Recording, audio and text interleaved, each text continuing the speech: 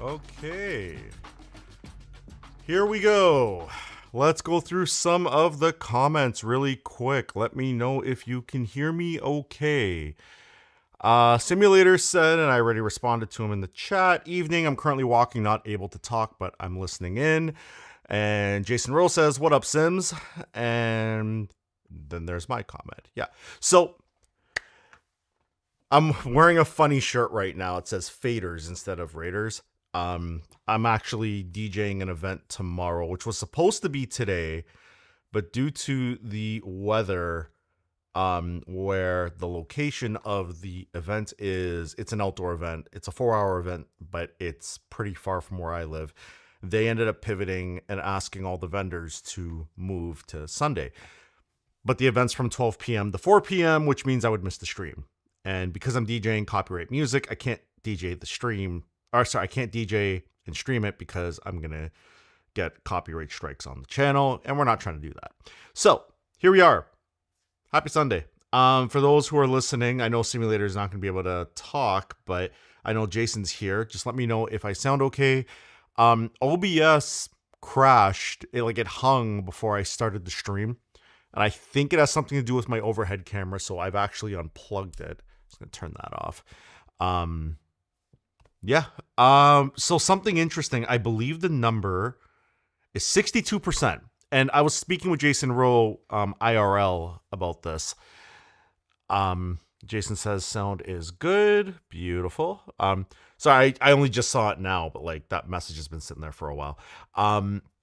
So Jason and I were talking about the PlayStation Network recently, and I told him a metric that I was completely wrong on. It's actually worse than what I said.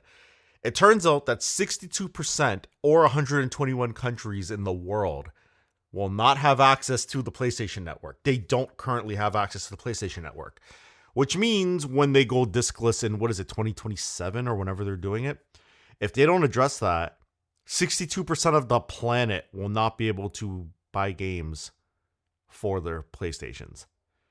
What is Sony doing? Wow. That's actually kind of sick. That's insane. But you know what? I'm gonna look at this. I'm gonna go glass half full for a second, because these companies doing these things is leaving a pathway open to companies that are going to find a way to mitigate this and make their services available everywhere. And I think game developers and gamers at large are going to play a massive factor in turning the ship around. And then Jason just said, or EA, Sony is fried right now. I guess it's a family member marketing director. It could be. Somebody is definitely out of touch and not paying attention to what the market needs. So, I mean,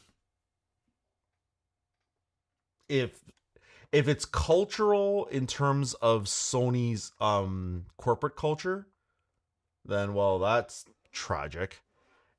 Sorry, don't mind me. I'm just trying to grab my USB-C cable so I can charge my phone, because I do have to go out after this, and I may not have access to a charger later, so I might as well put it to charge while we are chatting away. I don't know. I find it disheartening. By the way, I said I was going to finish this video this week. I'm 99% done. I have to record some pickups on this video, but the week got away from me. But I mean, I spent a couple hours every night just plugging away at this video. So that will be coming soon, which is, thank God. I got a comment from somebody recently. And when I say recently, I mean half hour. It was about the Wavelink Thunderbolt dock. It's really funny I say that because... Do I try to cross the stream? You know what? Let's... there we go. Let's try this camera business again. I'm going to regret everything. All right. Because I do want my overhead camera. It's worked all the time. I don't understand what the hell was going on. So the stream crashes, my bad. We are not strangers to my stream crashing, as we saw last week when I had to restart it twice, which was super annoying. All right, our camera is back. That is good. I'm going to just switch to overhead. Wavelength. It's funny. I had this thing sitting on the table. This is a Thunderbolt 5 / USB 4 Thunderbolt enclosure. It's probably worth like a ton of money based on what's inside of it. So if I just pop this, you'll see, you know, oh my God, why is this escaping me? The thermal pad. There's a 4 terabyte Samsung 990 Pro in there. Yeah, Wavelength sent this over a while ago. They didn't pay me to talk about it. They said I can just have it, which awesome. I love their stuff. But the public service announcement I might still make about the video is like, don't go buying Gen 5 SSDs for these enclosures, because like I bought a 9900 Pro to do a test and there was no speed difference between the two. I think it capped out at like almost 4 gigabit. Thunderbolt has an overhead. Why I like this Wavelength a lot better than the other brands is the magical thing written on the top, which is completely out of focus, but that is okay because we have buttons to fix that eventually. There we go. The USB 4. Well, what do we know about USB? USB is backwards compatible. So you could plug this into an old computer with a USB-C to A cable and it works. Usually Thunderbolt is not compatible. Thunderbolt accessories don't work with USB-C. This one will scale down. And I find that it's actually less expensive than some of the other offerings. And it has a cooling fan. And this thing is like chonky thick with a big old heatsink on it. Like you can hurt somebody terribly with this thing. But anyway, I bring up Wavelength because somebody just commented about half hour ago on my dock video, which didn't perform well, but whatever, it's fine.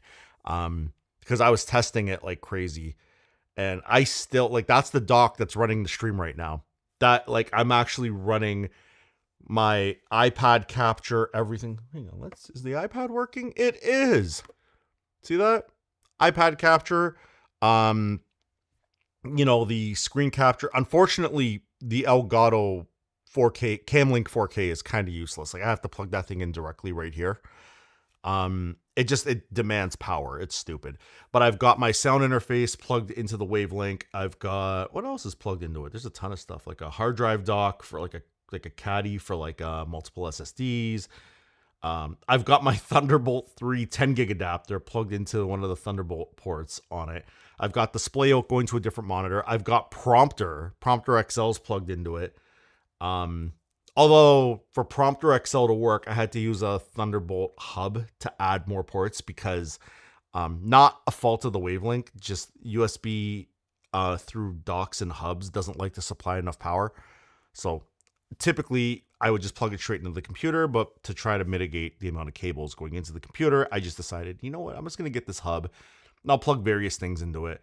I have the same problem with my overhead camera, so that's kind of annoying, but I've mitigated that, again, through the Wavelength. Card readers, all sorts. What else is plugged into it? Yeah, capture cards. I've got... Oh, yeah, and then I've got like another USB hub, like a cheap old USB 2.0 hub to control our Stream Deck that allows us to go overhead and desktop and iPad and main camera. Yeah, I love this dock. This Wavelength dock. It's a Thunderbolt 4 dock. I did a review of it. Check it out on the channel if you get a second. But yeah, that's a shout out to the person who just subscribed because they said that they appreciated what I did for that review because I try to keep things fairly thorough. Anyway, so what do you guys want to talk about? Can we all like lick our wounds talking about the dystopian future of no disc future and the inability to own anything anymore? Or do you guys want to talk about something else tech related? You know, I'll even talk about Bell a little bit if you guys really want to. Yeah, I saw a report recently while we were kind of on the topic of gaming. I saw the Steam machine. There's like a bug with the Steam machine that like I guess there's color codes on the front of it. They installed like a LED that will give you codes like if it's overheating or just to give you various messages. And first they were like, "Oh, the light's going off. It says it's overheating, but it's not actually overheating. It's a firmware glitch." And apparently they installed the light backwards compared to how they programmed it. And apparently some people got like this red line of death, kind of like the red ring of death on the old Xbox 360. But the reality is like the product wasn't dead. It was just memory training. You know, I'm not going to pretend like I'm good at rolling out stuff and doing that whole like curation of releasing a product. But that's funny, you know. Like it's really like Valve really put themselves in a position, and part of it is not their fault. The Rampocalypse driving the prices up, it's not their fault. But what's cool is like they're pushing this Linux future, which is going to give a lot of people hope because then if they can solve anti-cheat and stuff like that, you know, owning your games can still be a thing. Because I believe Steam is way more available worldwide than something like the PlayStation Network. If anything, if I were Microsoft right now, I would be jumping all over this and like trying to make sure that the Microsoft Network is readily available everywhere, because they say that no press is bad press, but I think saying that over 60% of the world can't access your network and you're going to a route that prevents a big portion of the world from participating on your network is bad press. So I think Sony's got to figure it out. You know, meanwhile, like the folks at Nintendo are sitting back eating popcorn going like, this is great. I also have this belief that Nintendo, like, they don't care about market share. It's weird. They're just a weird company. But yeah, I don't know what else to talk about. I was hoping to do my stream tomorrow because it's like, you know, that was the routine, right? But because everything got moved around, I had to, you know, reprioritize things. Oh, Simulator is back from his walk. Excellent. Excellent. Yeah. What are your thoughts on but now I have to water the garden. Man, we need like a ticker, like the simulator updates ticker.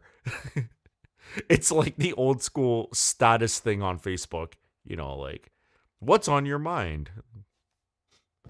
Yeah. Man, I don't know. The gaming thing is depressing. Microsoft has a smaller library versus Sony, but crossplay helps a bit. It does. It's a combination of crossplay and Discord, because like the big problem for me, because you know I have a Xbox One X or Series X rather, and a One X actually, from before. What was cool was like if I was playing with others that were on PlayStation, like say I was playing Call of Duty, simulator. Nintendo are no better. They're allowing nearly all third-party games to become codes in boxes instead of carts. Yeah, that's the GTA 6 problem. That's what they were saying. GTA 6 is just going to be a code in a box at the retailers, which is annoying. What was I saying? Oh yeah, game chat. Because I play Call of Duty, like my Xbox is essentially, let me be clear here.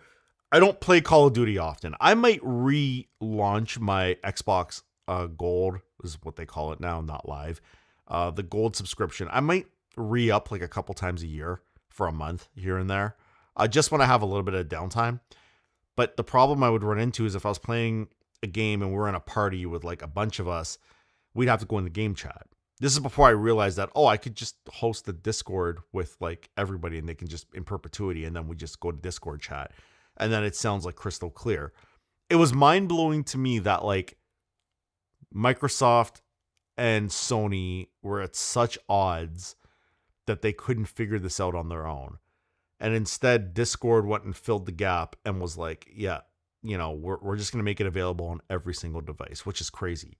You know, like, you know, you could be in a chat with a bunch of people in Discord and like, let's say for some reason you're at a friend's place and you've gotten into your account somehow and you're playing there. You can just Discord from your phone and pull it on your Bluetooth earpiece. Although, obviously, if you're wearing a headset for sound, it's better to have your Discord chat in your headset. But they just made it accessible. I just can't believe that Microsoft and Sony just couldn't figure it out, which sucks to suck. And then, as we all saw years ago, Microsoft trying to buy Discord, which I'm so glad they didn't, go into that sale. Because if they went into that sale, then that whole narrative of like crossplay would be back to as messy as it used to be. So shout out to Discord. Not everything they do is perfect, but I mean, they filled a gap that people needed, which is awesome. If you're new to Discord, it can be a little cumbersome. Like I use it to like, I'll message like, Simulator, or I'll message like what's it called? A Duke, or like a couple other people. And then like some other Discords I'm in, like for Final Cut editing and stuff. I'll talk to some people on there, have discussions. It's cool. Asha Sharma has gone from being the savior to the devil. So yes, she giveth and she taketh away. What was her original position before she got recruited by Microsoft? Asha Sharma history. Okay, so she succeeded Phil Spencer. I know that.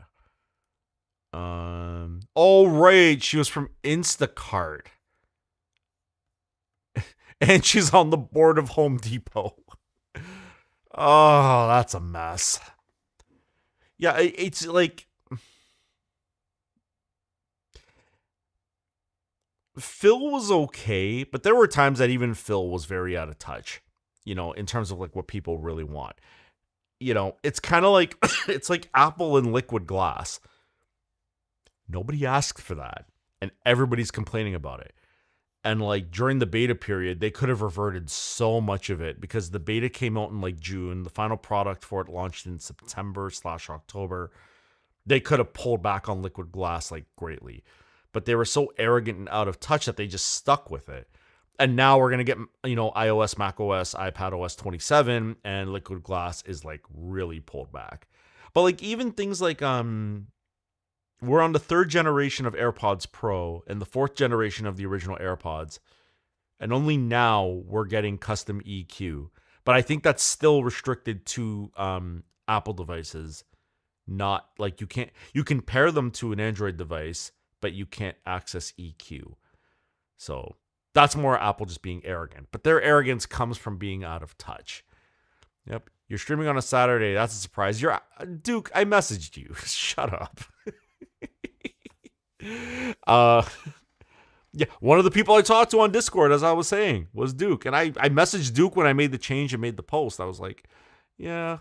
Jason's laughing because Jason knows, because I think I was on the phone with Jason when I messaged Duke, or I at least told him that I messaged Duke, and I was like, yo, sure. And then he replies with, this is BS. And I'm like, yeah, basically.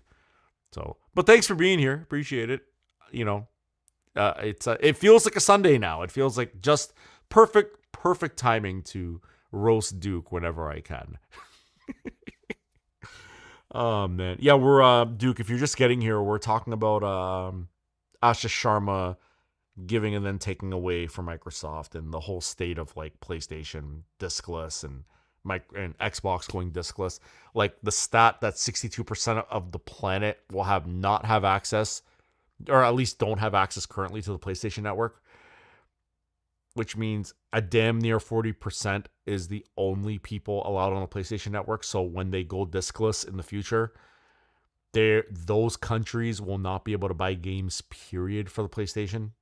Whenever the new one comes out, or if they hedge their bets on the PS5, I don't know. I don't know what the hell they're doing.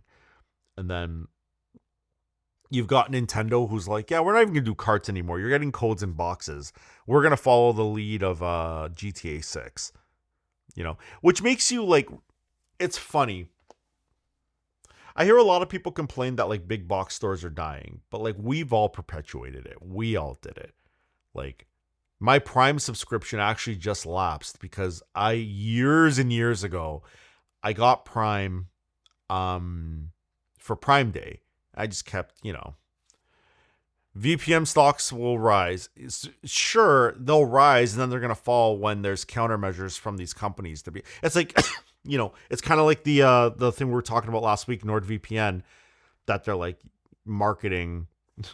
Duke's laughing, yeah. So we were talking last week about how VPNs were being advertised, like Nord, for getting premium live events from WWE. But like Netflix for the longest time has been putting up countermeasures, to try to stop that behavior. So like the stocks will go up, but then like a company as big as Sony, they're going to put some effort into maintaining the licensing that they have. The problem is, sorry, also apologies for the cough. I live in Ontario, and if you've watched the news at all in Canada, if you have a topic, I had a topic for you today, but I forgot what it was. Sorry. Awesome. I'm sure it'll come back. Just don't think about it. It'll come back. In Ontario, Canada, there's wildfires burning. And there was a day earlier this week that I walked outside and I'm like, everything looks dystopian because like everything reflecting down was orange. It was wild. And like you could see this haze and all this. So if I cough a lot during the stream, see, because I was out a lot of the week. This is really bugging me today. Yeah, I was out a lot of the week and yeah, I probably inhaled more of that than, was good. What was I going to say? Yeah, so both the VPNs and Nord and all that. Not to give Sony any credit. Here's a problem. Change your filter. I did change my heat. I actually changed it a couple days ago. Duke says the wildfire smoke is BS. We need to build a wall to get American smoke out of Canada. Okay, so Duke, first and last warning, we're not going to get political. That's not happening. Period. I don't have time for that. I don't have time for politics. That the stream will never get political unless it's in the vein of technology. But in terms of like other narratives that I don't know a lot about, that's why I don't talk politics, because I don't know a lot about it. And I don't want to pretend and sit here and stand on some soapbox and be like, they need to change this. Like, I don't know. And I don't know the minutia. And this is what it's kind of related to what I was about to say about Sony. And this is not to give Sony credit. But the reason Netflix blocks things has nothing to do with Netflix saying we are choosing to take The Office off of US Netflix. But a lot of people put the blame on Netflix. The blame is on NBC Universal because they license it on a per country basis. And they want royalty money and they raise and lower the cost to license it. So the problem for Netflix is, let's say they paid, I don't know, $20 million or something for access to The Office. And then NBC turns around and says, okay, you're coming up on your renewal. We want 30 because we see the influx of traffic that comes to your platform because of The Office. And most of the watch time is on The Office. Well, Netflix is going to turn around and say, okay, but like we're not making $10 million more worth of revenue. I'm just throwing arbitrary numbers, by the way. So again, this is like, it's not total like guessing, but it's definitely in that realm that from a business standpoint, Netflix is like, well, wait, we're going to lose money to keep the show on here in this region? Yeah, F that, we're going to pull it. But again, you can't really blame Netflix because they're what are they, beholden to shareholders? They're trying to keep money. Like they're a business. So I get it. It sucks, but I get it. Right? The wildfire thing is kind of the same thing. There's probably a bunch of stuff about that none of us really know about because we're not the ones dealing with it. That's why I won't speak to it. Regardless of whether or not the Trump government's doing this or the Canadian government's doing that and all that stuff. Nah, not going to get into it. The only government stuff I think I'll talk about, like I said, is more tech related. And also things like the CRTC, which I have publicly said, and I'll say it again, they're a joke. They don't know what the hell they're doing.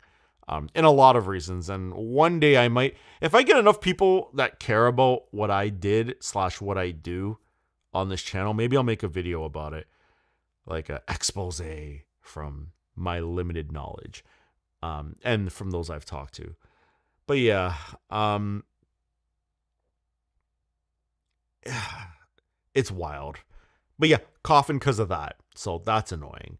Um, Sony, in the way that I just talked about The Office, the problem is the publishers too.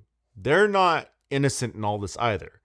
You know, for Sony, it might be a situation where a lot of these publishers just don't want their content in those countries. So Sony just decided to paint with a broad brush. And I'm speculating at best, but maybe, and I'm not trying to take Sony off the hook either, because like the discless thing is stupid. Like, just dumb. You know, I also hate that like a lot of games just don't work unless you do an update. But if you don't have access to like good internet or even the network, you may not be able to get an update depending on the publisher and all that stuff. It's wild. It is absolutely insane. So I get it. You know, like I get the frustration, but you know, let me sorry, Duke, and please, no disrespect meant for this. I'm taking your comment off screen because I don't want to get political here about non-tech related stuff. That's just, you know. And even if I do get political, I'm not going to go down the heavy role of like the government needs to do this. It's just a matter of observation, really. Just reporting on what's been reported. Wildfire cough. Lovely. Yeah. Yeah. How's everybody's weekend going so far? What's everybody got planned? I've got to DJ this event tomorrow, which, can I be fully transparent? There are so many reasons I don't want to do it. The main reason I want to do it, outside of like the financial side of it, it's getting out of the house. It's summer, you know, but like it was so much better when it was supposed to be today. Unfortunately, because it's a weather dependent event, they moved it to Sunday because it is not now. Like the rain is pretty well gone, but it's a little cooler and it's windy and there's some rain, and the location where this event is not conducive today for foot traffic. So it would be a waste for me to go up. So all the vendors that were able to moved their schedule to Sunday to do this event tomorrow. So I can't stream. And because it's copyright music, I'm not going to DJ on the channel because I don't want to catch a copyright strike on YouTube. So there's that.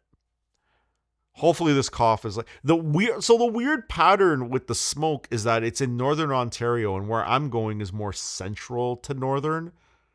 But from the people I know who live there and people who've gone up there, the smoke's not affecting them. It's actually going more southwestern, closer to where Jason Rowe is, right? So that's interesting. And then like it's kind of winding around where I am in central Ontario, and it's heading towards the GTA. Let's see. Jason, yellow tornado going on here. I'll be seeking shelter because of the risk of flying debris. I'm staying in today. Yeah. I was wondering if the stream was going to happen earlier because around 1:45 all my lights were flickering, and I'm like, "Oh, good, we're going to lose power." So if the stream just cuts, either I ran out of hard drive space or I lost power. And like I should really get more battery backups. Like I have one, but I think it needs a new battery. It's not like, you know, I got to do a bunch of tech stuff. That's stuff that's probably going to end up on the channel. I'm going to be like Jake from LTT and like some of the other gentlemen or creators that left Linus Tech Tips and started their own channel, where it's like, I'm upgrading my house with a NAS box. This video is brought to you by Ugreen. That's expect it, because like I'm not going to turn down I might turn down a sponsorship from certain brands because like either I don't agree with their statement or the product they're offering me doesn't fit my needs. And like if you've been in my house at all, I have so much crap that's like I'm going to end up using a lot of it, but some of it I'm like, I don't need this, and I don't need brands sending me things I don't need, you know.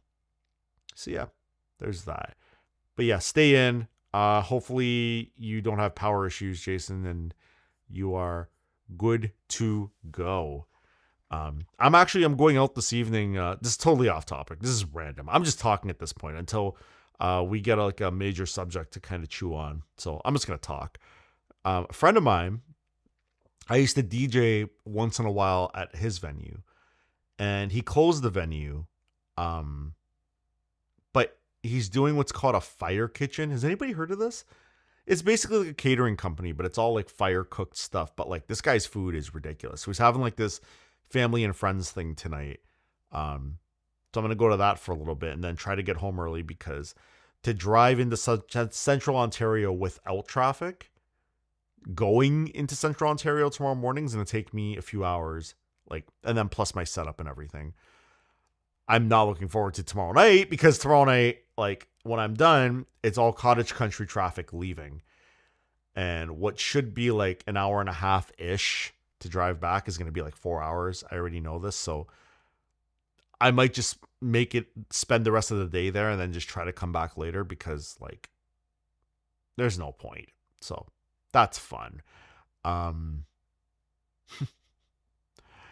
Yeah. I don't know, maybe I'll find a place and go get some nice food while I'm up there.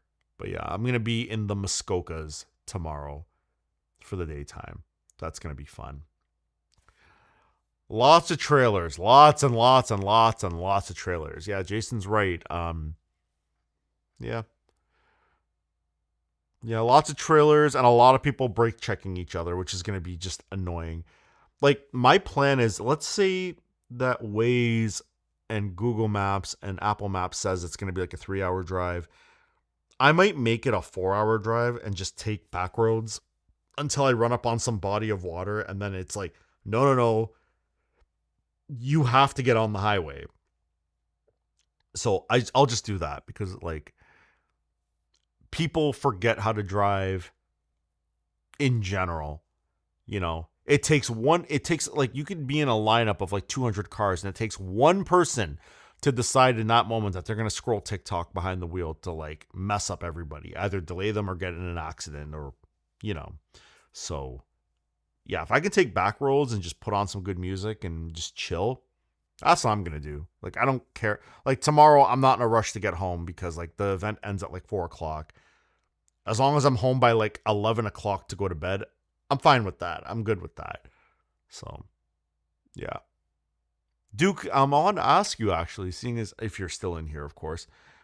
Duke, do you tend to go away on long weekends? Like, what's your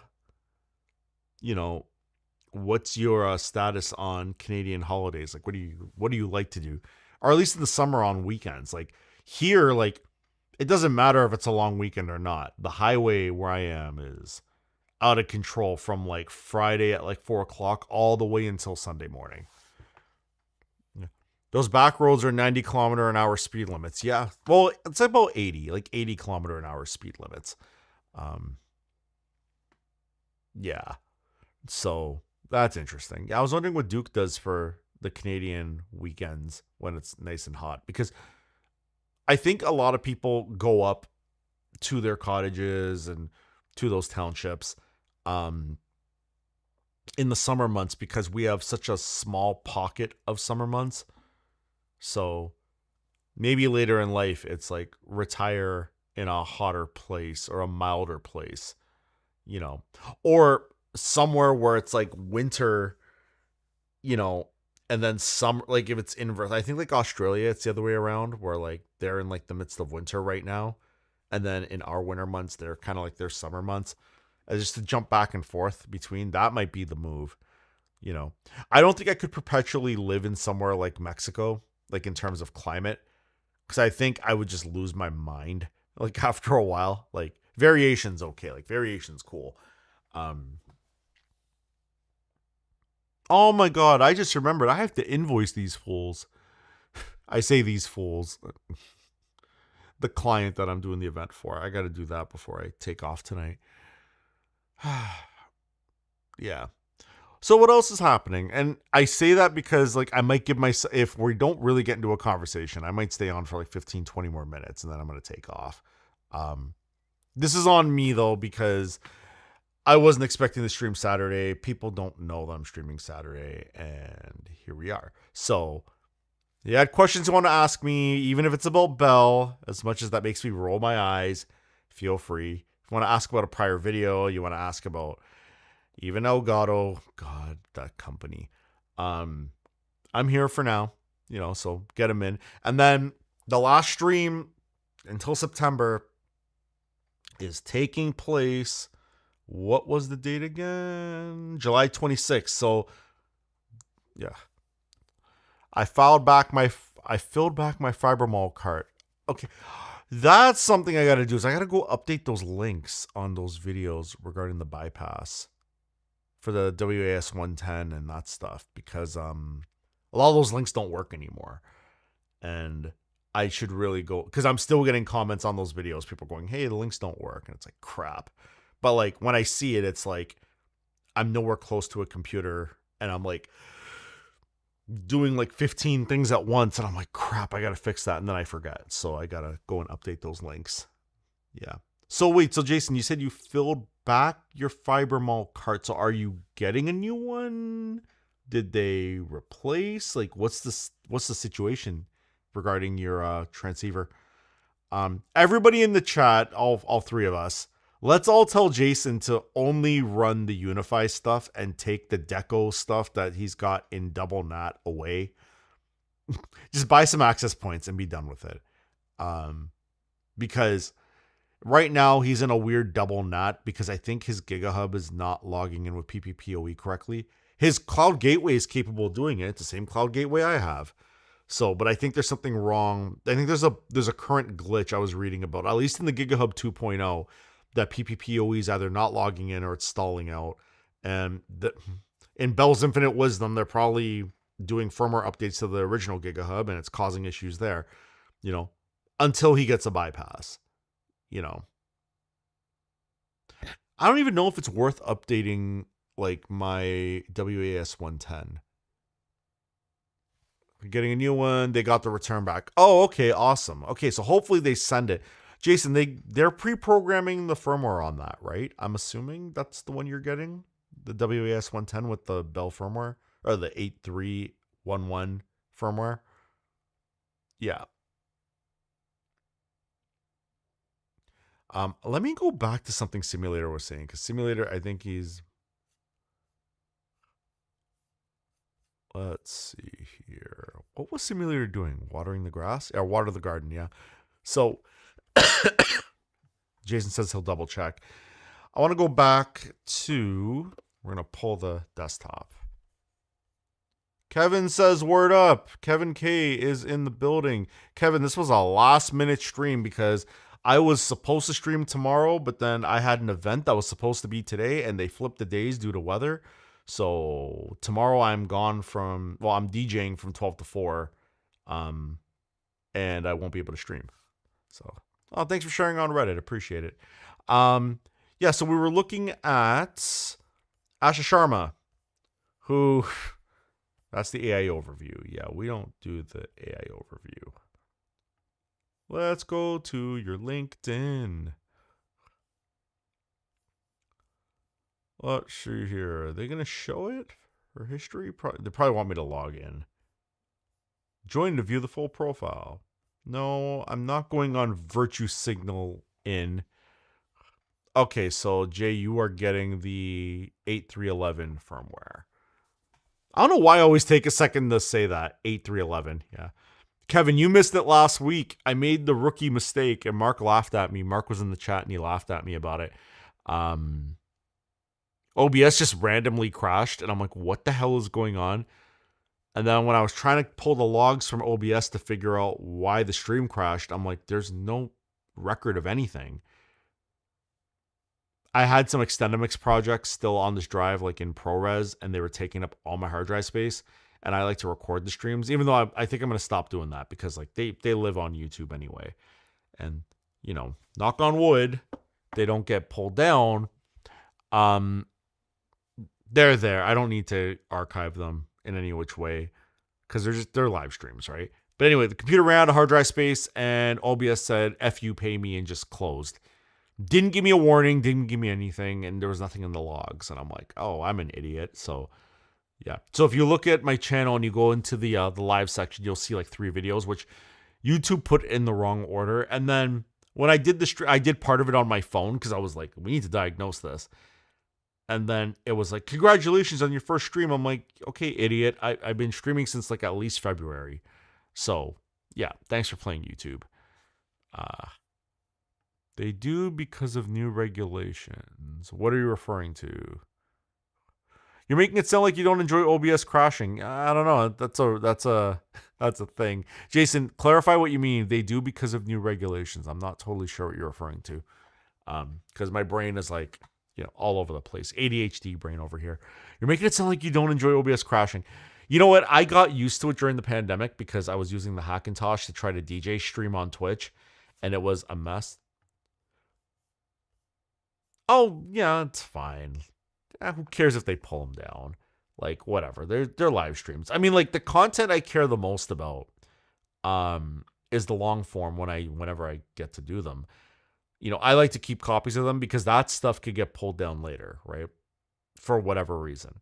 But like the lives, I don't think they're like, I think on this channel specifically, because I'm not, it's kind of why I told Duke earlier, like we're not getting political here. Like we are not going to do this because I don't want to pay for my words later, and the channel, like there's a couple of instances of me having to pay for my words. One of them I'll gladly pay is Elgato. Like, and when I say I'll pay, I mean I'll pay for the words I've said. Where I'm like, I'm never going to take a sponsorship from them. And again, and I've said this before, I'll say it again. The only way I'll take a sponsorship from Elgato is when they get their ish together, and like stop the current corporate culture that led to those problems that they were having, and they make a sincere effort to like be a better company. Then maybe I'll consider it, But I'll be as transparent as I can about it. But like, I know that there are people at Bell that are pissed at me because I've said some things. Probably even more pissed at me that I did a video about the bypass, but I don't care. Like, I couldn't care less, Or I've been wrong in videos, which such a thing. I go through a lot of effort to do some stuff, and then like, it'll be at the time of hitting export, it's correct. And then the next day, some news comes out about an update that completely kills all credibility of a part of a video. Like, that's annoying, So I got to pay for those words, but whatever. It is what it is, right? Kevin, I don't know if you've been in since I did the sound upgrade. Like, this gray... What is it doing now? I just got a message. Did we crash? Oh my God. It's been a few weeks. Okay, you might have seen it. I got some random pop-up that got popped up on screen for Microsoft Edge. Duke says I can hear you. Okay, I know. Oh, is it regarding when I said, that's why I said to Duke, like, I'm not going to talk politics? Yeah, I know you can hear me. I don't care. But if you could hear me, then you didn't answer my question, Duke. If you could hear me, because what I asked you earlier was, what do you do on your long weekends as a Canadian? Because I did ask you that, and you never answered. But yeah, I'll reiterate this again, unless it's about technology and something that's going to affect. Or is Duke saying I can hear you because I thought the stream crashed? Okay. Yeah. Yeah, okay, sorry about that. No, I'm referring to you said something weird. Yeah, because my prompter, the comments disappeared entirely, and then there was a pop-up, and it was some stupid Microsoft Edge thing, which, why it's showing up on the prompter and not my main desktop, I have no idea. And I have Edge open in a different monitor. These are the types of things like Apple needs to fix in their operating systems. That's just nuts. Anyway, I'm jumping all over the place. Okay. Let me finish the last thought. I'm not going to talk politics because not my bag. I don't know enough. Duke says I garden. Fair. Oh, for your long weekends? That's cool. Okay. Awesome. Yeah. Wow, this stream got all over the map. Yeah. Kevin hasn't been here in a few weeks. I was using the Sennheiser MKH416. Matter of fact, I have it right here. This microphone was my original microphone Realizing it's better as an outdoor mic than an indoor mic because the reflection's off the wall. But then I went down the wormhole after I bought a Sennheiser MKH50 and I got a sound blanket up there. I've got this, like, I don't know what I was saying when I thought everything crashed. I've got this felt desk mat, which they don't make it in this size in a different, brighter color, which is really annoying when you wear dark clothes because I look like I'm melting into the desk. Speaking of how I look, I want to address something hilarious. Last week when the stream was crashing, Duke was saying how I had this look on my face for the thumbnail because last week the stream was about content creators for OnlyFans taking down government websites by total accident, which is hilarious. He said the thumbnail was like me, the screenshot of me looking at my content that's been pirated from OnlyFans. Kevin, if you don't know what I'm talking about, you had to be there. It was interesting. But yeah, I don't know. I don't know how I feel about this whole Xbox business, or sorry, PlayStation business. I don't know how I feel about Bell. Yeah, I can send it to you. It's like it's the freeze frame from one of the restarts. I think the third restart. There was actually 3 restarts. One of them happened and it kept the stream. Oh, Mark's here. Here we go. Kevin Dog. Mark Harnum is in the chat. Kevin Dog. He means K-Dog. Oh, man. Yeah, I don't know how long I'm going to stay on because I got some stuff I got to do before I go to my plans later. It's like Stevie, P-Dog. Stevie he's referring to as DJ Stevie P, who I think is in Macedonia right now for a family wedding. Kevin says, Mark Harnum, word up. Nice. Yeah. The DJs are here. Let's not alienate the others that are in chat, like Duke and Simulator who's listening and Jason. I've let go of the idea that the view count or the viewer count on the live stream is accurate. Now Mark and Kevin are going to have a conversation. Guy, what happened to Bitcoin? What? Oh, Lord. It's engagement, I guess. Sure. Yeah, so I said this earlier. I think the stream's going to end in a few minutes, to be honest, because we're kind of just talking in circles here. Back to normal on I think I said the 26th. I feel like I said the 26th. Was it the 26th? Sunday? Yes, Sunday, July 26th will be the last live stream until September. August will be a hiatus because of Mark Harnum 2450. I mess with him. But yeah, I'm going to be too busy to be streaming, especially on the Sunday.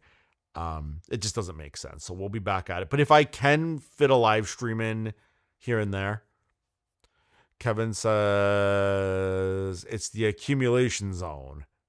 Okay. So it was sell a little while ago and now it's hold. Or sorry, now it's wait and accumulate. Not financial advice. That's a Kevin K and Mark Harnum thing. You know, they're all about the stonks, as it were.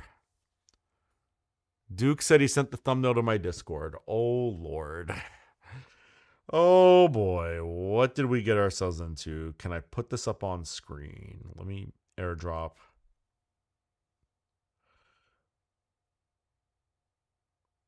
You know what? Let's have some fun with this. Why won't you save Discord? There we go. Save it. Here, Duke, I'll make this even funnier for you. Why would it say... I absolutely hate Apple Messages or Apple Photos. Just show me all my pictures.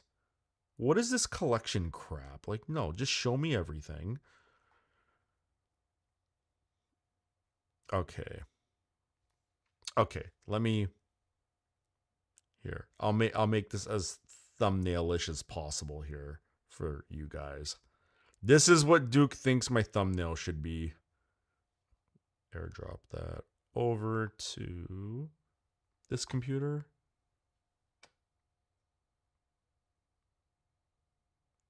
Which is struggling, receiving a photo. Thank you. So, essentially what Duke is trying to say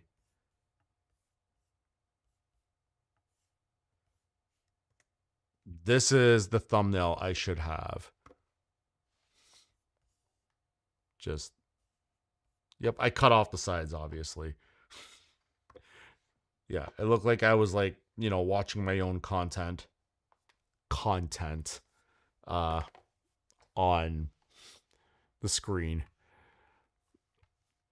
Kevin says I'm going down with the ship. Hodl forever. Ugh. It looked like you were looking at your OnlyFans content on a government website. Yeah. So let me catch up, Kevin. Mark knows, and I'm pretty sure Simulator and Jay know what ended up happening. So Kevin, you'll get a good kick out of this. OnlyFans creators, keep that in mind for later. Government websites were getting hacked by hackers. And what happened was these hackers were uploading OnlyFans content to government websites. And then the creators of set content went and threw DMCA strikes at set government websites because their content was being hosted on government websites. So, and these government websites were getting taken down. So essentially, by sheer accident, OnlyFans creators were taking down government websites, and that is hilarious. And let's be clear, we all know that most of this enforcement of DMCA rules is all being handled by AI, or at least a lot of it is. A lot of this enforcement, a lot of this maintaining stuff. But that goes to Duke's comment of my thumbnails. He said, it looks like I'm looking at my OnlyFans content on a government website. AirDrop's broken. Now it's saying that the picture failed. My phone's not even in AirDrop mode. Come on, Apple. Like, you know how many times a day I say Apple WTF? Just weirdness that goes on all Apple devices. And things that they could just fix. I'm really hoping in the new operating system, macOS 27 and iOS 27 and iPadOS 27 that they fixed. That they ended up fixing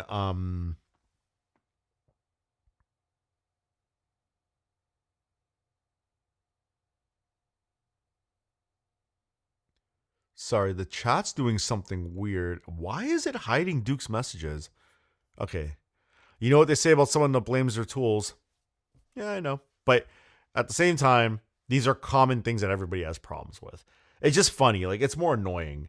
Like, listen, I don't blame my tools because, like, I know how to use them. It's when my tools decide that they're just going to go rogue. That's a different story altogether. Like, running out of hard drive space, me problem, right?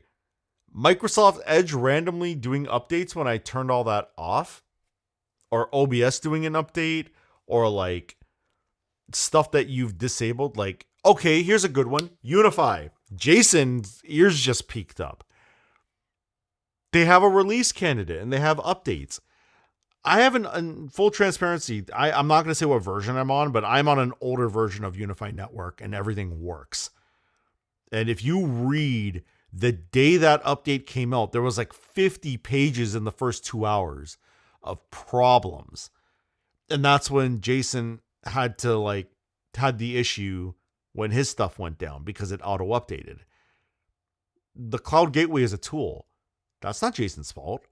I get it that the traditional thing that tech people know, and not to say Jason's not a tech person, but sometimes you just forget to turn off auto updates. It's kind of like that jib crane thing I did on stream where I was like taking shots of stuff. I've always had this running joke that I'm like, because if you update that thing, it basically bricks the $10,000 device until they fix it with an update. Because then they force a firmware update and then it basically becomes a brick.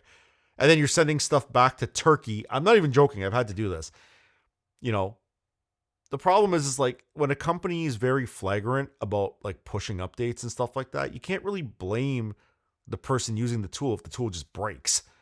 So I don't know. I get what you're saying, but speaking of that, did you hear about? I heard something about this. Philips Hue. You know what? Here, let me pull that up. Philips Hue. Philips Hue update broken.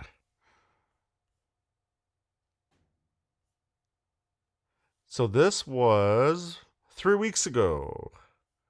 Do not update your Bridge Pro. I'm just looking at my desktop right here. What else? Philips to replace bricked Bridge Pro devices. Yep, here we go. Get the comment off screen so that we can just see it. Philips to replace bricked Hue Pro devices. Oh, this is it's from the Register here. Let me see if I can find news on this. Okay, so there's a fix available. So 9 to 5 Google reported it. Philips Hue Bridge Pro update seems to have been breaking the hub. Fix now available. Update to fix. Less than 100 users were actually affected. No, Hue blog. According to Hue blog, less than 100 users were actually affected before the previous update was stopped. But its version, whatever the hell, that puts this bug to rest. Okay, I'm going to call bullshit. Less than 100 users reported it. Do you know how many people have these things and they were installed by somebody else and they don't have the technical know-how? Even the technical know-how to report the issue? So no, don't lie. I hate when publications do this. When they say, less than, or companies will even disclose, less than X amount of people were actually affected, because I know that people have issues and don't report, right?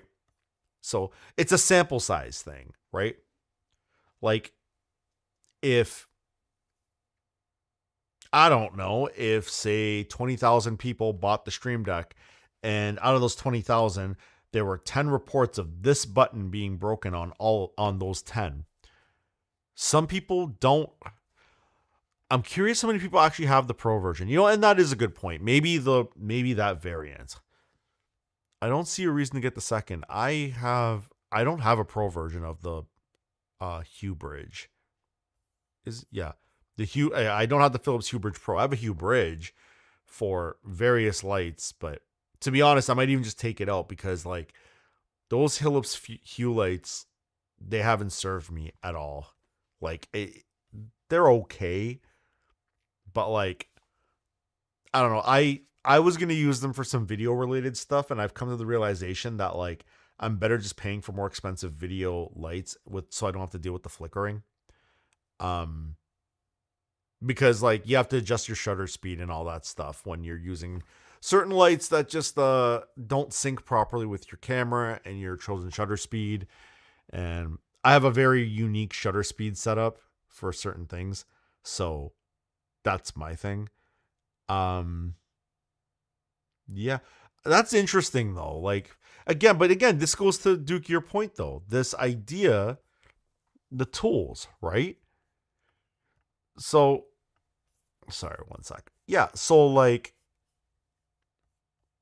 they mandate that you have to push these updates for security reasons. But then they break stuff. I wish this is a pipe dream. It's never going to happen. Let me be clear. I wish companies would do 2 lanes of updates, like security only. Dude, I'm messing with you. I wasn't serious. I know, but like it's not that I'm not offended or anything like that about what you said. What bothers me is that there are people in this world who adamantly will use narrative like, what that says about your, what was it? What they say about someone that blames your tools, right? Obviously you're joking, but there are people that like, and when I say people, I mean corporations. Like, what's to say Philips doesn't turn around and say, oh, that's a you problem, not an us problem, and they don't fix it. Edelkrone does that with their jib systems. It's annoying. They're the worst. Oh, you're having a problem. It must be you. I'm like, not the 500 people on Reddit that just flipped out because you pushed an update that broke everything and made it irreversible. And now you're telling those customers that you have to like send the product back to Turkey. And it's like, fine, they're paying for the form, like they're the shipping label. But like, if I had a client event and I needed this $10,000 device to do like a wedding, I'm screwed. because they decided in their infinite wisdom, in their ego, to push an update that broke everything. But what I was saying is, like, I wish that there was like 2 lanes, like security only updates. That's kind of what Apple does, kind of. So like I'm on macOS Sequoia and macOS macOS Tahoe was the version after. And all the new features are going into Tahoe. But what happened was Sequoia still gets, I think it's going to get updates for another year. So for 2 years, but it's only security updates. I just wish they would. Well, I mean, Apple probably has the best implementation. Anyway, I digress. That's all I'm saying. F you, Philips. F you, Edelkrone. F you, people who force updates and kill everything. That includes Unify. Sad to say it. Euronation says, what are your thoughts on Bell satellite service coming soon for mobile, just like Rogers?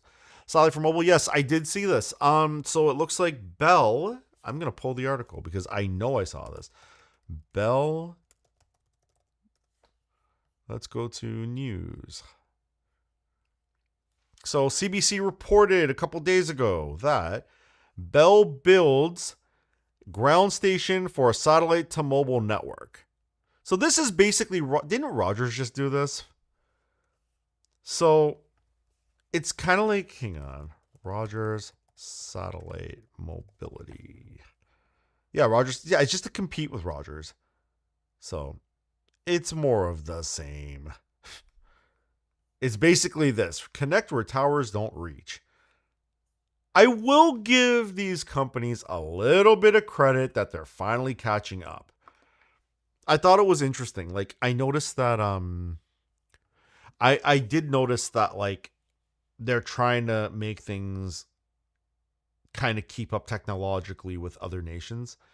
What I thought was hilarious is that we had better implementation of Apple Pay. Yeah. So Duke can use it on iPhone. Yes, because I believe from the iPhone 15 satellite communication and then the iPhone 14 Pro, I could definitely have that wrong, but Apple's touted that they're satellite compatible. We ever go full data on satellite through Bell or Rogers and abandon? No. Euronation, that's not happening. Never. Okay, never with a star, because there's no such thing as never. It's too expensive to do high speed, and our demand for high speed is through the roof. So it's very expensive to do high speed over satellite. Yeah, exactly. Sounds pricey. It would be very pricey to do that.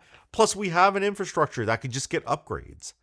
Like, we have towers that could just get bolt-on upgrades. You bolt on 5G. You know, you bolt on... I can't even think of some of the other technologies. But yeah, you could just bolt it on. You just, you know, the infrastructure exists. It would cost too much. The only big change that the telecoms are doing, or in the process of doing, with the exception of Bell because they decided to stop, was to rip out copper and put in fiber. And then I guess like a kind of a sub note to that would be wireless to the home. Because a lot of, like, Bell is just doing WFH, wireless from home. They're just doing that instead. So, because they don't want to run the cable out to rural areas because they're fighting with, well, one, because it's cheaper and they can get pretty good service through the wireless towers that exist already for our cell phones. It's just a different altitude. I'm not totally sure about that. I think it's something to do with the where you aim it, because there's like a height thing. But anyway, I digress. So yeah, they're putting out wireless to the home. And also because they're crying like little babies about the CRTC allowing people to... Yeah, and even wireless to the home is expensive, Duke says. Exactly. And with that, imagine how expensive satellite would be. That's a nightmare factory. Yeah, not great. I don't think we're going to... If it happens, it'll be in like 20 to 30 years when a very low-cost technology comes out. And speaking of a low-cost technology, I saw something on, what was it, TechLinked? I think it's TCL. They're doing, let me Google this first. So TCL is doing inkjet printed OLED screens.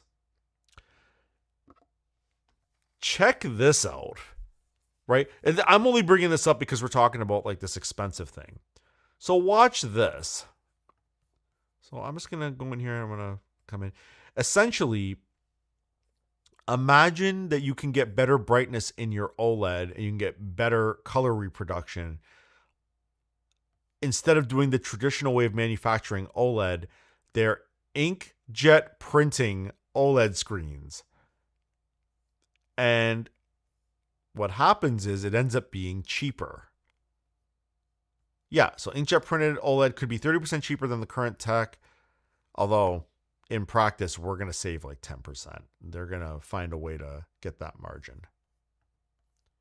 Jason lost power. Ah, that sucks. Well, welcome back. We're talking about a question that we're kind of pivoting off a question about Euronation asking about thoughts on Bell satellite service coming soon for mobile, just like Rogers. And I was just saying it's going to be super expensive.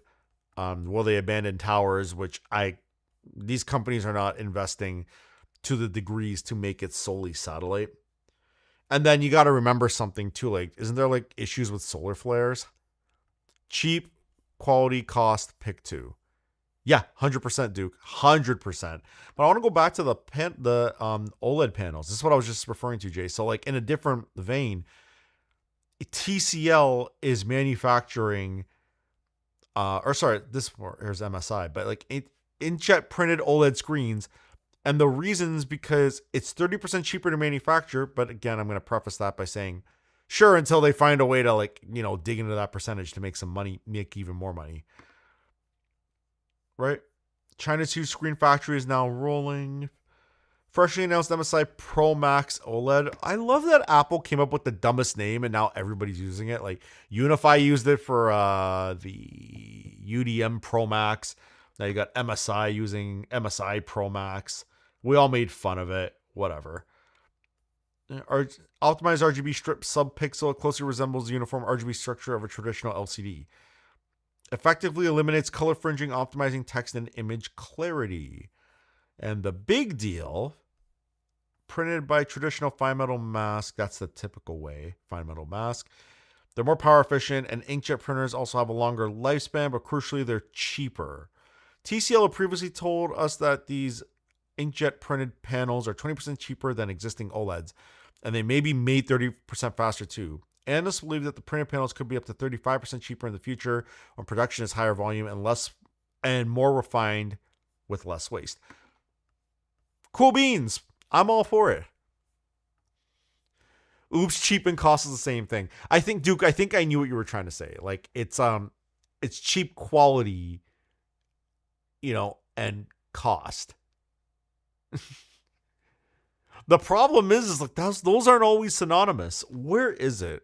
Where's that? I probably lit it on fire, to be honest. The what is that stupid brand I did a video for? They sent to Doc, and it was like, oh, this thing's gonna catch fire, but it felt high quality. Well, holy crap, that thing was made bad. And then I saw other people, and a friend of mine did a video where he was like, Ivanki, yeah, I'm never going to work with Ivanki unless they fit. That hot potato. Yeah. Ivanki put out this dock, and they were touting it as like amazing, but I'm like, this is just a USB-C dock. It's not Thunderbolt, but it costs Thunderbolt money. Now, you know what? As much as I crap all over Elgato, their stuff's okay. Like in terms of build quality, a lot of their problems are software related. I think the only hardware thing that I've hated from Elgato, ironically, I'm not hated. The only thing that I've had struggles with Elgato from a hardware standpoint is, and I'm not talking about their procurement. That was the word I was looking for earlier. I'm not talking about their shipping and all that. I'm talking about the actual product itself, is the Camlink 4K. Because it doesn't work in every USB port. It's weird. Even a Gen 2x2 or a 3.2 Gen 2x2 by FU port, nothing. Like it's really picky about what it needs. And if they release a Mark II, they should at least offer a discount for those who own the Mark I and had to deal with this. That's my opinion. Didn't you hate that prompter? You didn't watch the videos fully.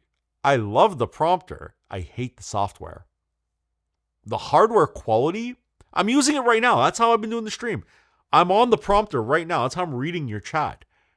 I love the actual hardware, minus the weird power thing, but that was Elgato's stupidity. They could have put like just a USB power delivery port to give it power for computers that can't do 14 watts or whatever it needs. That's Elgato's like misstep.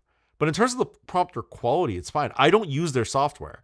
That's where everything goes to all hell with Elgato, because their software sucks. So when I do anything with the prompter where I need to use software, they have Elgato. What's their Camera Studio is what it's called, I think.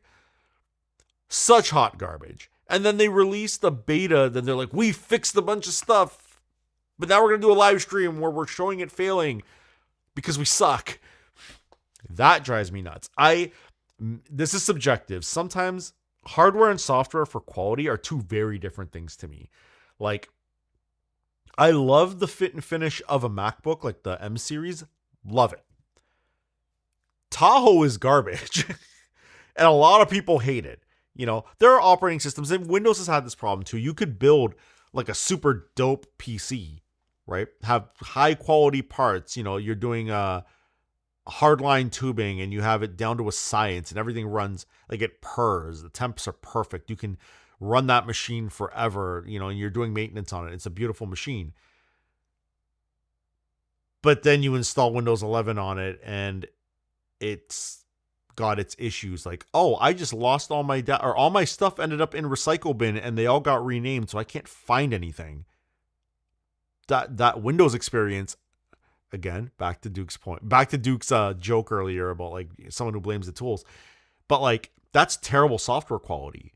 But that software quality is not even close to indicative to the hours spent bending hardline tubes and, you know, putting together a computer. Very different. I think it's subjective, at least for me. Like for me, I think those two things are very independent of one another. I don't think, what is wrong with this lens? There we go. I don't think that one equates the other, software and hardware, because there are people that absolutely despise Windows and run Linux, and they could be running it on a very terribly manufactured laptop, but the operating system runs like a dream. So maybe that's where the confusion is. But I like the prompter hardware. Cannot stand the software. I am so over Elgato's software that I'm like, I'm never, little star, because never say never, they could turn the ship. But at this juncture, I don't plan on ever installing or using Elgato software because it causes more headaches. The only piece of software from Elgato that I use, and I don't update. Let me be clear about that. I do not update it. And I still have the installer, is for the Stream Deck. I did the update back when Prompter XL came out that made it work and it's compatible, and I haven't had problems with the XL on the other computer and on this computer. But I'm very hesitant to update that software because Elgato might F around and break everything. So I'm good.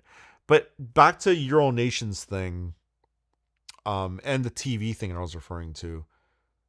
There's some hope. You know what I hope for? I hope that when Bell does the launch of their satellite that it improves connectivity, because holy crap, there are areas that need the help. But I also think that they're throwing resources around to solve a problem that they can solve by just repairing stuff. There are like, if there's I can't remember the site. I'm not going to look it up on stream because we're going to be here till like midnight talking if I do that. But there are sites that tell you where cell towers are existing and which ones are decommissioned or non-functional. In the GTA, so from like edge of Oakville through Toronto to the edge of Scarborough and north of that, there are a ton of bell towers that are just not working. And I mentioned earlier, this is a full circle moment, I mentioned earlier that the CRTC is a joke. Well, them and other regulatory bodies are government bodies that are supposed to enforce these things. Like, what is it, Canadian Radio Telecommunications Regulatory Body? Isn't that their whole thing? But they don't care. They don't enforce anything. They don't enforce that, And I think there's some other bodies that handle that stuff as well, but they're not doing their job because like where I live, there's a bunch of Rogers towers that are gone. And when you drive like down one block, it's like, whoa, my phone just went into SOS. And then you drive 5 minutes and you're like, oh, I got full signal. It's because the tower that was there just doesn't exist. Or it exists, but it's just not running. And these big telecoms are not being enforced to fix them.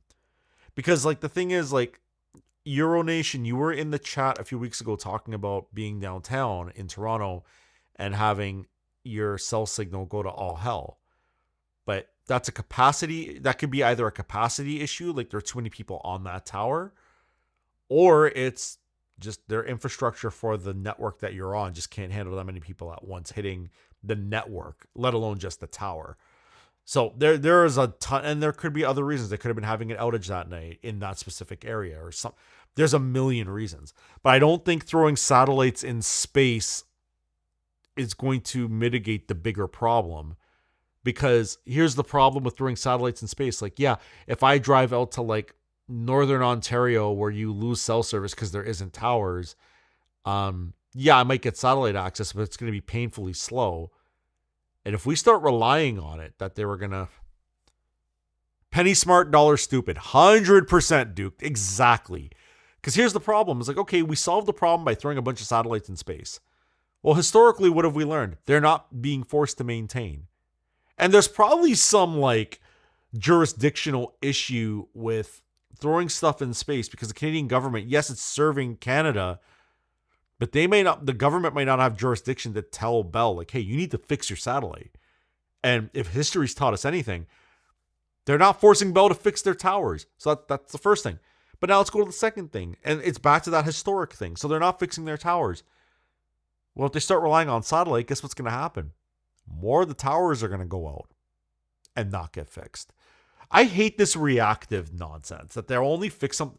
Like, God forbid, I do not wish this on anybody, but God forbid that 2 towers were out in a certain area and somebody got into a very bad accident. Again, I do not wish this on anybody. And they go to call emergency services, but they can't get a cell signal. And by the time, and let's say that they couldn't get access to a vehicle due to the emergency or whatever. So now this person treks along a road, finally gets service, calls 911 because there's like somebody injured gravely. And after the investigation, when the person passes away, they go, if they were able to get medical attention sooner, even within an hour or whatever it was of them actually getting medical attention, they would have probably survived. That's when they'll fix the tower. They'll fix it when something bad happens. It's the, what's it called? It's like the stop sign thing. There are areas in all of our neighborhoods. Every one of us can think of a neighborhood that needs a traffic light or a stop sign. All of us have them. I could think of 3 right now. They're not going to do anything until somebody dies or somebody gets like seriously hurt. Kevin K is saying the Euronation, word up. And you know what, Duke? I hate it too. I hate that argument. I hate it's reactive versus being proactive. I get it that if you get a little too proactive, you're at the basis of being neurotic. And I can appreciate that. But like some stuff is common sense. Like at the end of my street, they need a traffic light. And they need to move the bus stop. Somebody is going to get killed by that bus stop. I have actually, I didn't care in it, but I sent an email. I used the channels. I was like, hey, there's been a lot of almost pedestrian, like near fatality type of stuff going on. There's been accidents. There's been this, there's been that. And I don't know if it's a zoning problem, but the bus stop is in a very bad location as it's adjacent to the plaza. Obviously, I didn't get an answer, but I was just like, you know what? I can't complain if I don't say anything, I have no right to complain, right? So I send this in. It's a money problem. But then the same government in the same section of government will do something like what they did was on a different road, they reduced it to 1 lane. It used to be a 2 lane on both sides of the road. and traffic has gotten out of control, and they installed a bike lane in an area that is not conducive to bike trails. They spent the money there. And it's like, nobody asked for that. The decisions are wild. And everybody in the neighborhood, like a lot of people went to that town hall and complained. They did not want that being a single lane, but now it's a single lane. If Jason Rule's still in here, if he has power, where that Tim Hortons where we met up a couple days ago, that street, that used to be a 2-lane both ways, and then they changed it. So they spend the money there, but God forbid the thing with the problem I'm referring to at the bus stop is you can see it. Like you look and you're like, I've seen accidents. I think last year I saw a car flipped over on the lawn of that Tim Hortons because of that bus stop. Because the bus was in the way and there was a plaza and somebody couldn't see getting out.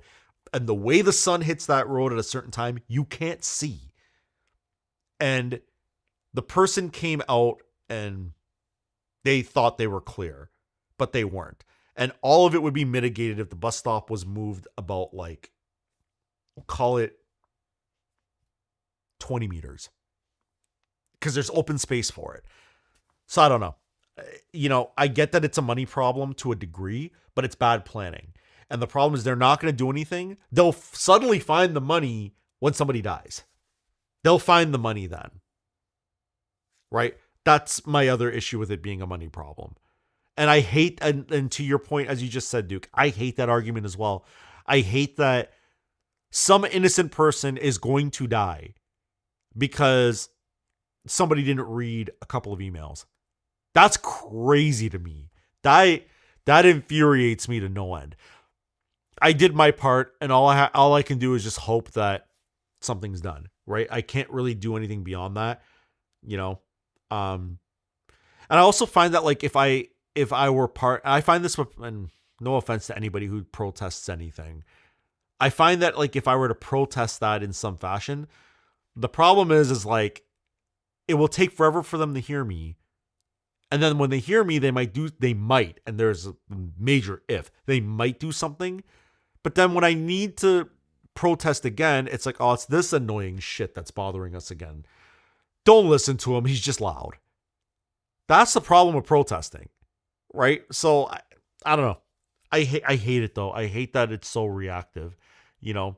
And I think, and to the parallel point about, like, the idea of not having cellular service. Guys, we're in 2026. People bank on their phones. Our money transactions are happening, and we are monitoring and making decisions and all that using our mobile devices. Canada has enough towers to cover. I wouldn't even say Canada. Canada, not necessarily true. Ontario has no excuse. Ontario literally does not have an excuse. It's utter laziness from the regulatory bodies that they don't enforce these providers, but they allow providers to set up satellite. It's like, hold on, I can't, like, if I go, I almost said that out loud on stream. I don't want to say something about someone else on the stream. Let me be careful how I word this. If I go somewhere and I don't get cell signal, and there's an emergency there, and I'll give you a little hint, somewhere that I go fairly often every week, there are times that I may need to call 911. Is what it is. Thank God I switched to Rogers, because on Bell, it's SOS at that location. Like, SOS, like, there's no, oh, you might get 1 bar, or you might get calling but no data. No, it's SOS in the entire facility. And the joke is, there's a bell tower 3 blocks away, but it's not in service. And Bell just doesn't want to fix it. And the thing is, doesn't Bell operate in this country? Isn't that tower in this country? Don't we pay taxes to have a regulatory body enforce that our services are working? Sounds like grounds for a lawsuit. Somebody dies, that tower's getting fixed. Hate it. Absolutely hate it. Anyway, That's my thoughts on that. So Euronation, good question about the satellite. It was a provoking conversation. I won't say provocative, but it definitely provoked me to say something. Um, yeah, and I don't care what side of government handles that. Just get it done. Who cares? Like, fix the damn bus stop and the street.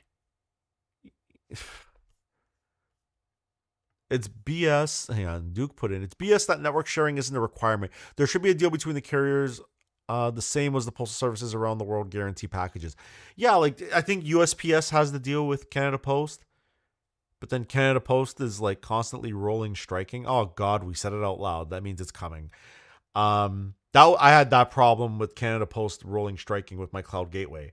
I had to send my cloud gateway to a friend who shipped it, but then I screwed up and forgot that USPS was the partner for Canada Post, and then it got stuck.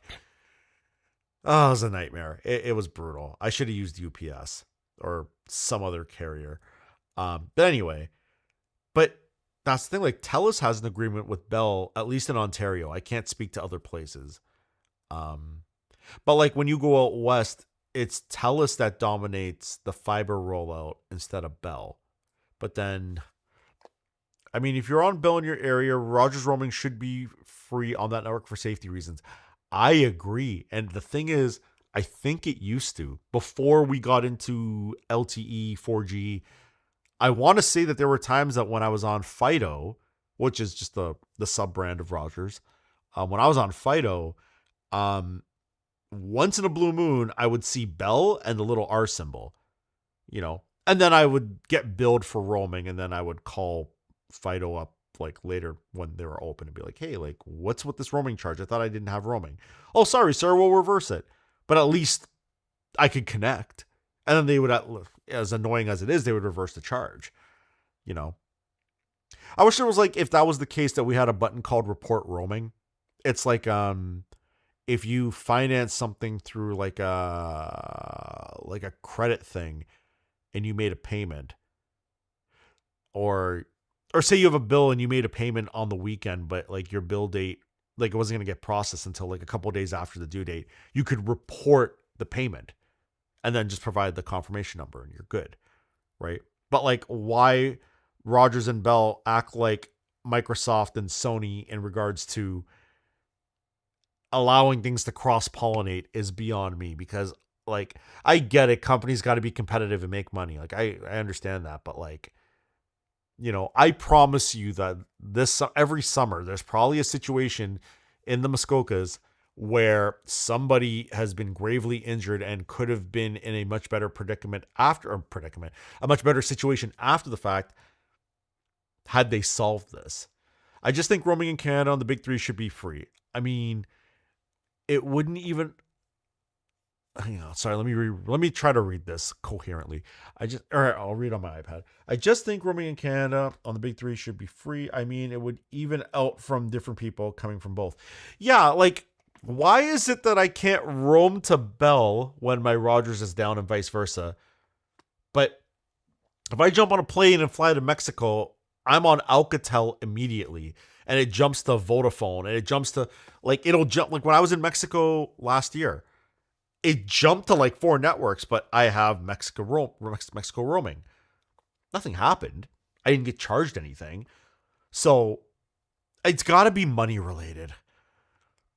Mark says, just wait for Tesla to make a phone that uses Starlink. Problem solved. Yes and no. But again, this goes to Euronation's thing. It's so expensive to serve. If Starlink can solve the high bandwidth demand, the problem is like, as Starlink gets more popular, they're going to run up on what everybody else did, which is capacity. So like you would still have to pay for it. Exactly. So here's the problem is, if it could roam to Starlink, kind of like Euronation was saying about Bell, like, can we just get rid of the towers? Like, if it could roam to Starlink, that's great. But the problem is, Starlink, they're their own thing. And I know that they've had, there's rumblings of partnerships and this and that, whatever. But, like, the problem is, like any carrier. If I open Sean's ISP and, I have 8 gig at the moment, right? And let's say I have like what? 4 customers on 500 coming from my area. So now I've used up potentially at the same time 2 gigabit of my 8 in both directions. Okay, but then if I get 20 customers, well, now everybody suffers. So now I need to upgrade. And then that's not foregoing the cost of launching a satellite in the sky and then adding capacity. And then, and then the problem is, here's the part nobody really considers is, okay, let's say you have this massive satellites in the sky and you have all this capacity and everybody's comfortable getting like 800 megabit both ways. Cool. And whatever. But then some technology comes out where it's like, oh, well, now we can serve triple the capacity per satellite. Cool. But that technology is on Earth. That technology is not in space yet. It's not like they got to upgrade all of it. And then there's going to be rolling outages and this and that. And then if it even works, and then that's a big risk for a company. That's huge risk, because if you spend millions of dollars doing those upgrades and I don't know, it needs an update like the Philips Pro update, the Philips Hue update we were just talking about, which bricked everything. In Elon, I trust, Mark says. Don't forget exploding rockets. Yeah, he will figure it out. I'm going to keep my mouth shut on that. I have varying opinions on Elon and all that. Not political, just old Elon was cool. I don't know what the hell new Elon's doing. But some stuff, sure. Some stuff, what the hell? But regardless. But the thing, what I was saying is, before I read that, is Philips did something that broke. It was a mandatory update. But the problem is like, if the company incurs all this risk to do stuff like that, there's a very interesting chance that like one mistake could render people unable to communicate. And that's scary. That I don't like. And what have we learned from corporations, as per mine and Duke's conversation?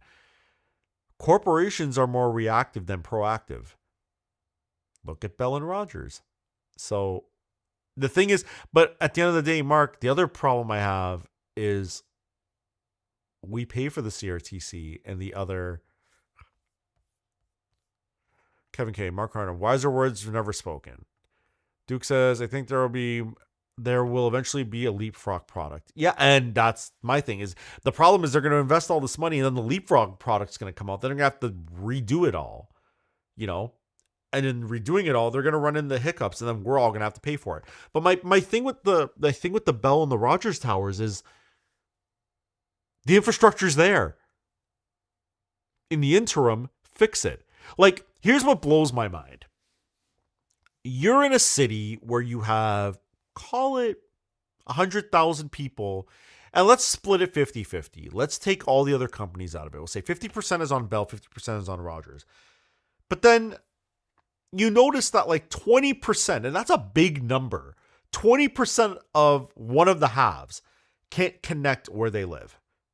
And they don't have the technical know-how to set up Wi-Fi calling like I would and a lot of us in the chat would. So what do? Well, they say they're on Rogers. They're going to go to Bell. Again, assuming there's 2. Or they're going to go somewhere else, even if you take the 2 out of it. But if the tower that was near their house was fixed, they wouldn't want to switch.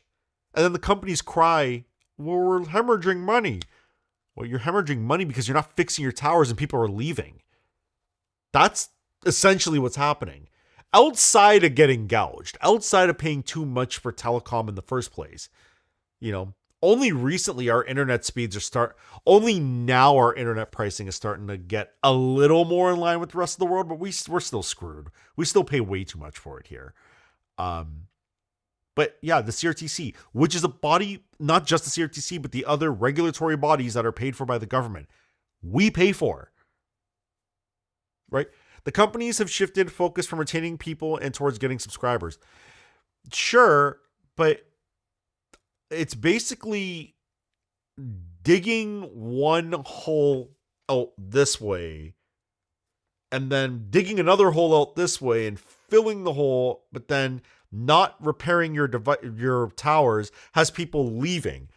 You're basically just recycling the same number.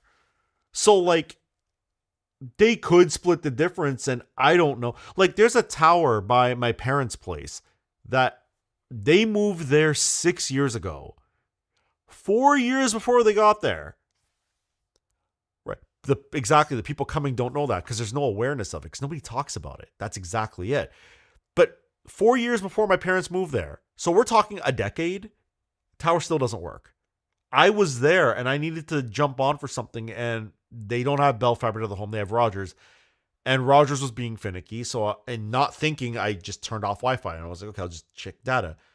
Then went into SOS. And I'm like, seriously? And then I went outside, walked down the street for like 10 minutes. And then I was like, okay, there, I got a signal. But I needed to access something.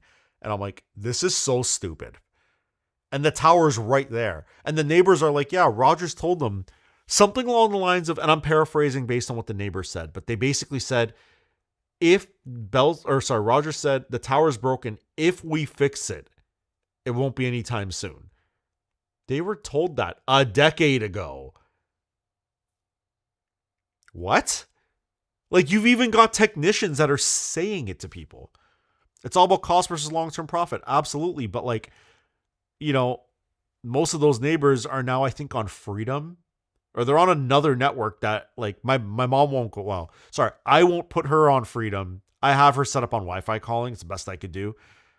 Nothing against Freedom Mobile, but, like, it doesn't work for, like, most of her use case. And there's a lot of reasons I'm not going to go to Freedom for her phone, because I pay for her phone. But regardless, if the option was there, you move people. People move. They leave. They'll leave those companies.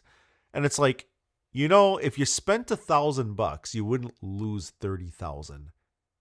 You know what I'm saying? Like, it blows my mind. Regardless, I don't run these companies, but obviously, like, the hardware exists and it just needs to be serviced. And really, when I say spend $1,000 or $10,000 or whatever the cost is, majority of that's on the hardware, because you and I both know that the people doing the labor for it, yes, there's a cost, but it's not nearly as much as the hardware might be, you know. And a lot of stuff is just left to the wayside, and it's very reactive. I have a friend who's a Bell tech who goes out and he'll go to a job and he's like, refer to cable, which is his way of saying, I can't do this because I'm not the person that handles this cabling side of it. But looks like it's been a problem for years. And then they have a call center in like the Philippines. It's like, oh, we're aware of the problem, but you can still install the service. And he's like, you're not here. You know you can't. Like, none of the people here are on Bell because the area hasn't had service for 3 years. And like when cable finally came out, because he called them and they made it work, they spent like 3 hours and fixed all of it. How much money did Bell lose in the time that the service was offline and people switched? Crazy. And it happens. It happens all the time. Let's see here. They would rather focus on the cities where they have... yes, Duke, you're right. However, they would rather focus on the cities where they get 100,000 subscribers on a single tower than put focus on 1,000 somewhere else. I'm sure the only reason the tower is seeing is because of the regulations. I would agree with that, except I'm going to look up the population of Mississauga. Actually, we won't even use Mississauga. We'll use Toronto. Okay, Toronto is, kind of a big area. Toronto, at a glance, in 2022 was at 3 million. Hang on a second. Population in the region is 6.4 million or 3 million. Okay. But Euronation was in here talking about how things went down. I know that there are areas where you SOS on a lot of the towers that are like extremely popular areas. Like insanely popular areas. Like one of the biggest malls in Ontario and it's like full of traffic, right? I get what you were saying, but the evidence is clear that in these super popular areas, you're getting SOS on Bell, which is absurd. And it's like the reason people went to Rogers in that area is because it just works. How much money did Bell lose? And you know what the thing is? Let's say it cost them 50 grand to fix it. That is a very high number. But let's say it cost 50 grand to fix 5 towers. How much money could they have kept? And then take that money and invest it in promotions, marketing to get people. It's just unbelievable, you know? Like, I'll put it this way. I'm pretty sure Mark and Kevin K are still in the chat. I'll say this and I'm probably going to run because I actually wanted to end by 5. So I'm glad we turned this into a conversation, though. Mark Harnum and myself, we edit for Extendamix. Let's say that we had an issue with connectivity in some U.S. state. I don't know. But it's a U.S. state that has a population, right? Or not even U.S. state, just anywhere in the world, really, right? But like, let's say that we had like, you know, a bunch of subscribers in that area, okay? And instead of addressing the problem that we can address and spend the money on, we decide to try to get more subscribers. And the analogy is a little bit different, but hear me out. Well, if we incur a bunch of subscribers, that's going to put more load on the website. But also, the people who are having the problem, that problem is exponentially going to get worse. So what makes more sense in that case? Why don't we patch the problem and keep our customers happy so we don't hemorrhage subscriptions, like hemorrhage users? That, you know what I mean? Like, our service, and this is something like Mark and I talk about, we kind of skim past this idea. Like, we skim past it, but really we are of service to DJs. That is our thing. That is like our bread and butter, is to give our subscribers, our members, as much as some of it is not up my alley and not up his alley, and it's not music that we would play, it's not our problem. Like, we're just like, no. If this is what the users are asking for, maybe it's a squeaky wheel. Maybe it's a squeaky wheel grease sort of thing. The thing is, like, we sit there and go, okay, like, this user wants this. We have access to this. We have permission to do this. Let's put it up. Right?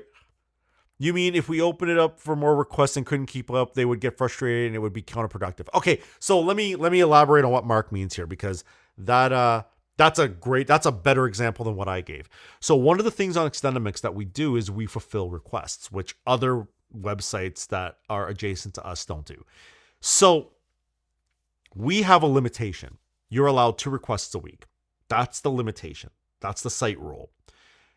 The problem is that we will get users, you know, and bless them, you know, they're paying users. They don't know much better.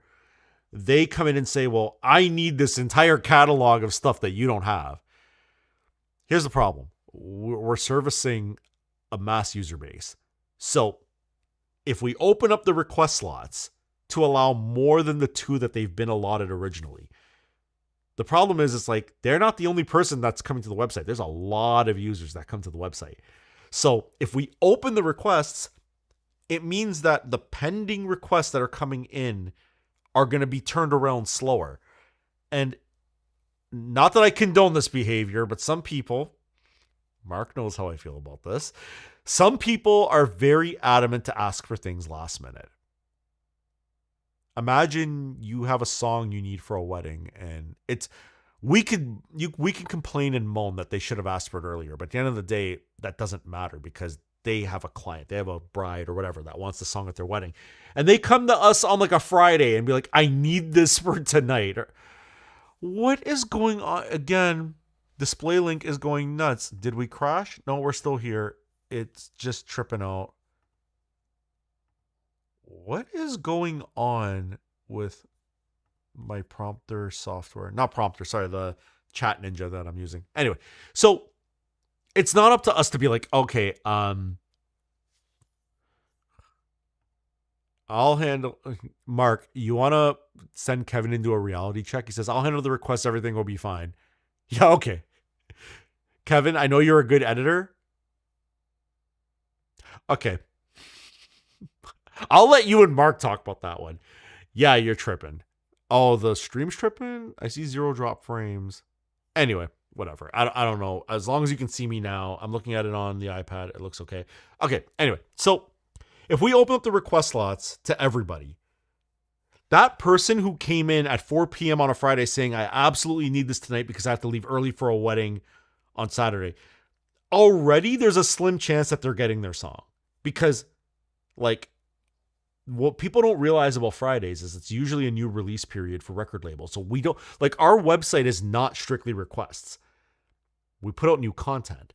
You know, if Sabrina Carpenter drops an album and a lead single, we're trying to put that up, right? Like if Taylor Swift does, or, you know, whoever, you know, or if it's like a big dance artist or whatever.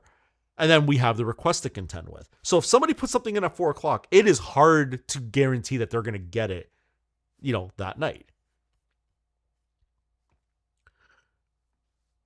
I don't know if I want to put this comment on screen. Let me read it. Let me read it first.